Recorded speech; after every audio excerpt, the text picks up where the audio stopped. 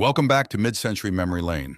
Today we are stepping once again into the golden age of Hollywood to remember 10 leading men whose faces, voices, and performances helped define an era. Our ranking considers beauty, talent, fame, screen presence, and lasting cultural influence. Cary Grant currently holds the top position, but by the end, you may have a different choice in mind. So settle in, remember the elegance of the silver screen, and decide for yourself who truly deserves to be number one.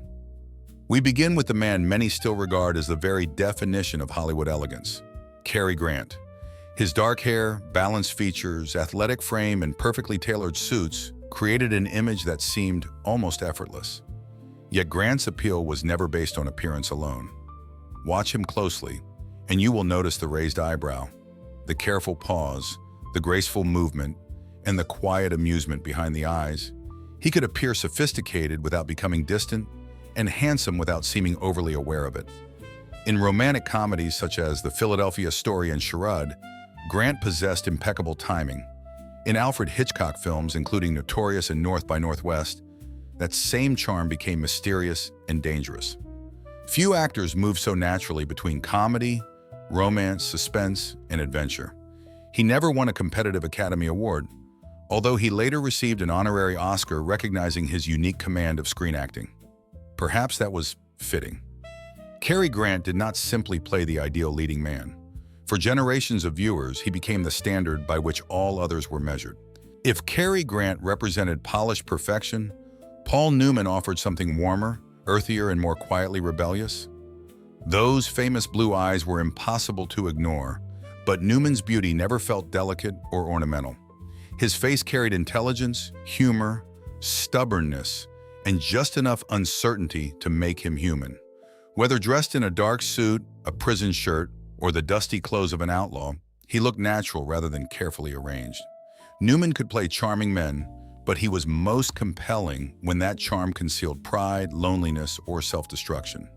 In The Hustler, Cool Hand Luke, Butch Cassidy, and the Sundance Kid, and The Sting, he created men who resisted authority while remaining deeply vulnerable. He later won the Academy Award for Best Actor for The Color of Money after decades of acclaimed work. Off-screen, his fame never became his only identity. His interest in motor racing, philanthropy, and family life gave him a depth audiences respected. Paul Newman was beautiful, certainly, but his lasting appeal came from the feeling that something thoughtful and private remained behind those remarkable eyes. From Newman's quiet confidence, we turn to a face that changed the language of screen masculinity, Marlon Brando. When Brando appeared in the early 1950s, he did not resemble the carefully polished stars who had come before him. His beauty was powerful, physical, and slightly dangerous.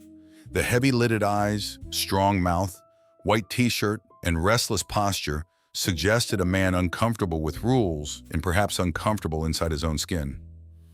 In A Streetcar Named Desire, Brando made raw emotion feel shockingly immediate. In The Wild One, his leather jacket helped create a new visual language for youthful rebellion. With On the Waterfront, he revealed tenderness beneath physical strength and won his first Academy Award. Years later, The Godfather proved that his authority had only deepened with age, earning him another Oscar.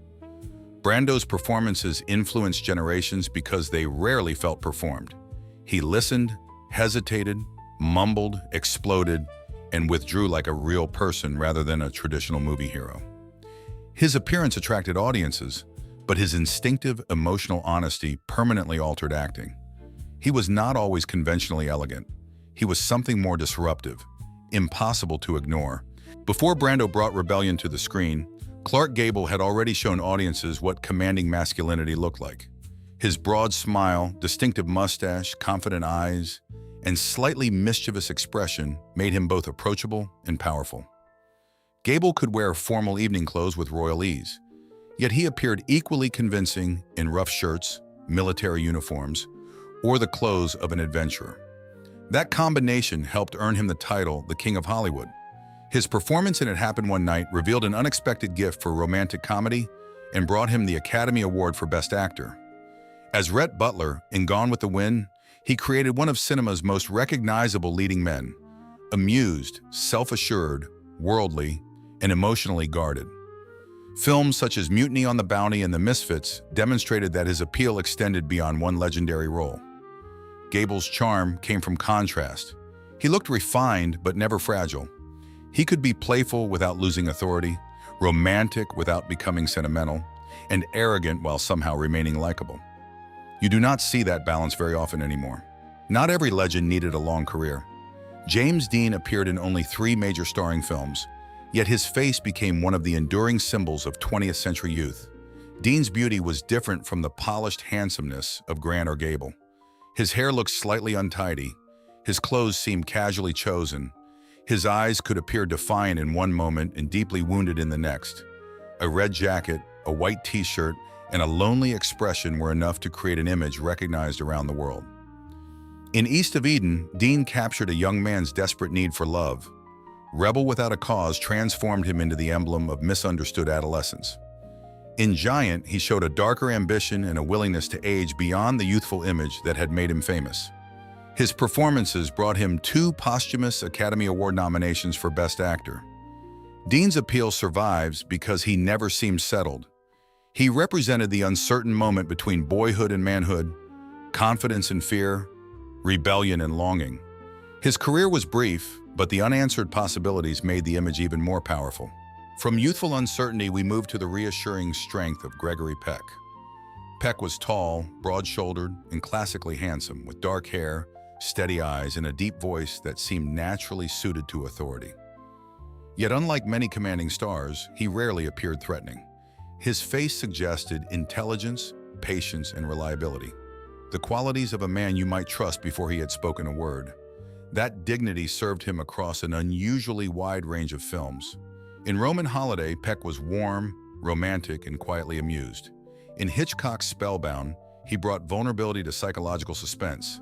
Cape Fear placed his decency under frightening pressure, but his defining achievement came with To Kill a Mockingbird, where his portrayal of Atticus Finch earned him the Academy Award for Best Actor.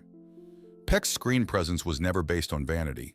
He allowed costumes, posture, and voice to serve the character rather than advertise the star. His handsomeness drew attention, but his restraint created respect. At his best, Gregory Peck represented a form of masculinity built not on domination, but on responsibility. Few men embodied the idealized leading man appearance of the 1950s as completely as Rock Hudson. He was exceptionally tall, with a square jaw, dark hair, a bright smile, and the kind of broad frame that costume designers could place in almost anything.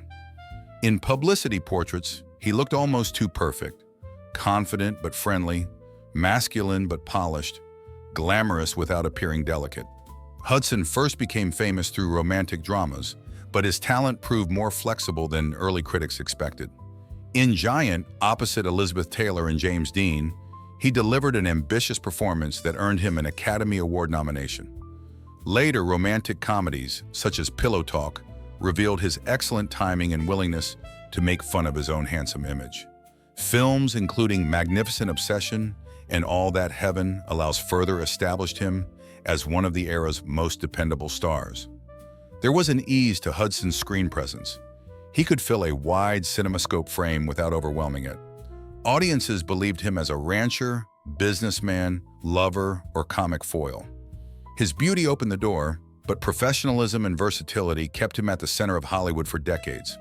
From Hudson's polished glamour, we turn to the cool, weathered appeal of Steve McQueen. McQueen did not possess the formal elegance of Cary Grant or the classical symmetry of Gregory Peck. His attraction came from movement, the narrowed eyes, the guarded half smile, the relaxed shoulders, and the sense that he might leave the room before anyone had finished speaking. Even in a simple sweater or dusty work shirt, he appeared unmistakably cinematic. In The Great Escape, McQueen transformed controlled physical action into star power. Bullitt made his quiet intensity inseparable from fast cars in the streets of San Francisco. The Thomas Crown Affair proved he could wear tailored suits and move comfortably through a world of wealth and sophistication. In Papillon, he allowed the glamour to fall away, revealing endurance and desperation. His work in The Sand Pebbles brought him an Academy Award nomination. McQueen understood the value of doing less. He rarely begged the audience for attention, he simply held it. His beauty was rougher, more modern, and particularly appealing to viewers who admired independence. The King of Cool did not look perfect, and that was precisely the point. Handsomeness in old Hollywood was not always about confidence. In Montgomery Clift, beauty often seemed inseparable from sensitivity. His face was finely shaped, with clear eyes, dark hair, and an expression that could appear thoughtful, guarded, or quietly wounded. Beside the broader and more traditionally masculine stars of his generation, Clift looked almost delicate. Yet the camera discovered unusual intensity in that delicacy. In A Place in the Sun, his romantic beauty was matched by moral unease and desperation. From Here to Eternity showed a proud soldier refusing to surrender his principles. In The Misfits, the vulnerability in his appearance seemed to belong naturally to the exhausted world of the film. His work in Judgment at Nuremberg brought further recognition, and across his career he received 4 Academy Award nominations. Clift belonged to a new generation of inward-looking actors. He did not present emotion in broad, theatrical gestures. He allowed it to appear in the eyes, the breathing, and the hesitation before a sentence. His beauty was compelling because it never looked fully protected. It suggested that elegance and fragility could exist in the same man. Our final place belongs to a man whose face seemed designed for the black and white screen. Tyrone Power. With dark, carefully arranged hair, expressive eyes, refined features, and a graceful profile, Power possessed one of the most classically beautiful appearances of his generation. In studio portraits, he looked romantic and aristocratic. In motion, however, he revealed energy, humor, and a convincing physical presence. Power became a major star through swashbuckling adventures such as The Mark of Zorro and The Black Swan. He could handle swordplay, period costumes, and sweeping romance with ease. Yet he repeatedly sought more demanding material. In Nightmare Alley, he delivered a darker performance far removed from heroic glamour. Witness for the Prosecution later demonstrated his ability to use charm as a mask, allowing the audience's trust to become part of the drama. Power's beauty sometimes caused his acting ability to be underestimated. That was one of old Hollywood's curious burdens. The more perfect a star appeared, the easier it was to overlook the craft beneath the image. Tyrone Power deserves remembrance not only as a handsome matinee idol, but as a performer who continually tried to move beyond that description. 10 men, 10 very different kinds of beauty, and 10 careers that helped make old Hollywood feel larger than life. Now the final decision belongs to you. Does Cary Grant deserve the #1 position? Or would you place Paul Newman, Marlon Brando, Gregory Peck, Steve McQueen, or someone else at the top? Share your ranking in the comments, subscribe for more journeys through the golden years of American culture, and return soon to Midcentury Memory Lane. Thank you for watching. Until next time, keep the old films playing and the memories close.